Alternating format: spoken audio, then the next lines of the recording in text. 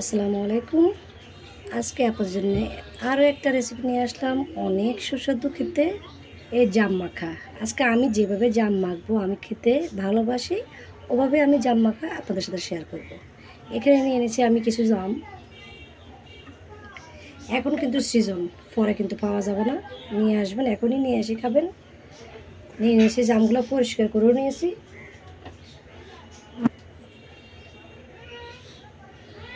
দিচ্ছি লবণ, লবণটা একটু বেশি পরিমাণে লাগে।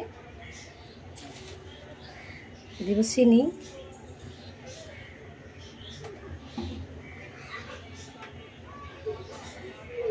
দিচ্ছি লাল মরিচের গুঁড়ি। আপনারা চাইলে যারা শুকনো মরিচকে টেলে খাইতে ইচ্ছুক, তারা লাল মরিচ শুকনোগুলোকে টেলে গুঁড়ি করে দিবেন। এই কয়েকটা উপকরণ, মাত্র 2-3টে উপকরণ দিয়ে এবার মেখে নিব ভালো করে।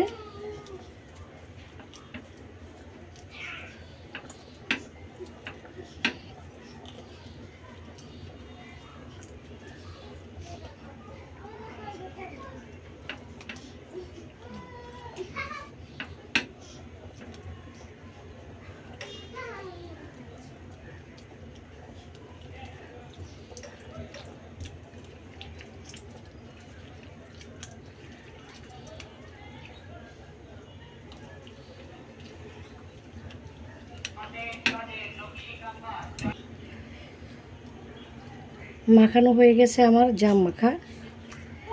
এত মজা এই জাম মাখা ভর্তা, আপনারা অবশ্যই বাসায় ট্রাই করে দেখবেন। এইভাবে জাম মাখা কেউ পছন্দ করে না এমন কেউ নেই। জিভে জল এসে যাওয়ার মতো জাম মাখা।